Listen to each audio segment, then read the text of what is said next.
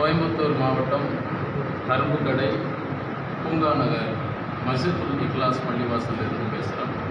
என் பேர் முகமது அஷ்கர். இந்த பள்ளிவாசலினுடைய முத்தவல்லியாக இருக்கிறேன்.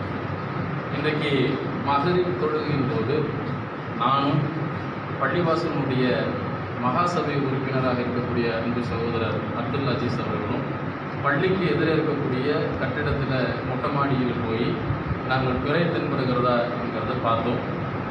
ஜமாத் முடிகிற அந்த கடைசி நேரம் இமாம் தொழவில்லை. மகரிப் நாங்கள் இமாம் ஜமாத்தோட தொழவில்லை. இமாம் சலாம் கொடுக்கக்கூடிய அந்த கடைசி நேரத்தில் அந்த பிறை தென்பட்டது. அதிகபட்சமாக 15 வினாடியிலிருந்து 20 வினாடிகளுக்குள்ளே தான் இருக்கும். எங்களுடைய மொபைலில் அதை ஃபோட்டோ எடுக்கவோ அதை வீடியோ எடுக்கவோ முடியலை. ஏன்னா ஆரம்பத்திலே அந்த முயற்சி எடுத்து ஜூம் பண்ணி பார்த்தா அது தெளிவு இல்லாமல் இருக்குது. அதனால் கண்ணில் பார்த்தது உண்மை. அல்லாஹ்வின் மீது ஆணையாக இது மக்களுக்கு போய் சேரணுங்கிற நல்லதின் அடிப்படையில் நாங்கள் இதை சொல்கிறோம். இதில் எந்த விதமான மாற்று கருத்தும் கிடையாது. அல்லாஹ்வின் மீது ஆணையாக பிறை பார்த்த தகவல் உண்மை. அஸ்ஸலாமு அலைக்கும் வரஹ்மத்துல்லாஹி வபரகாத்துஹு. எல்லாம் வல்ல அல்லாஹ் சுப்ஹானஹு வ தஆலா நிறுத்தி வானங்களையும் பூமியையும் படைத்த அந்த அல்லாஹ்வின் மீது சத்தியமாக, உங்களையும் என்னையும் படைத்த அல்லாஹ்வின் மீது சத்தியமாக, இந்த பூமியில் பூண்டுகளை விளைவித்து அனைத்து உயிரினங்களுக்கும் ஜீவராசிகளுக்கும் உணவளிக்கக்கூடிய அந்த அல்லாஹ்வின் மீது சத்தியமாக, இவர் பார்த்து எனக்கு காண்பித்தார், நானும் பார்த்தேன். பார்க்கும் பொழுது ஒரு 5 வினாடிகளுக்குள் என் கண்களில் நின்றது. அதற்கு பிறகு அது மறைந்தது. நாங்கள் இறங்கி வரும் பொழுது மகரிப் தொழுகை முடிந்து விட்டது. இதுதான் அந்த டைமுடைய நேரம், காலம். சரியாகவே அல்லாஹ்வின் மீது மீண்டும் சத்தியமிட்டு கூறுகின்றோம், நாங்கள் இருவரும் அந்த பிறையை நாங்கள் பார்த்தோம். அஸ்ஸலாமு அலைக்கும் வரஹ்மத்துல்லாஹி வபரகாத்துஹு. அஸ்ஸலாமு அலைக்கும் வரஹ்மத்துல்லாஹி வபரகாத்துஹு. அன்பிற்கினிய சகோதரர்களே, ஹிஜ்ரி 1445 ஆண்டுக்கான ஈதுல் ஃபித்ர் பெருநாளின் பிறை இன்று, அதாவது இந்த 9ஆம் தேதி தமிழகத்தில் எங்கும் தென்படவில்லை என்கிற காரணத்தால் ரமலான் மாதத்தை 30ஆக நிறைவு செய்து இன்ஷா அல்லாஹ் 11ஆம் தேதி வியாழக்கிழமை நாம் ஈதுல் ஃபித்ர் பெருநாளை கொண்டாடுவோம் என்று நம்முடைய தமிழக அரசு காசி அவர்கள் அறிவித்திருக்கிறார்கள்.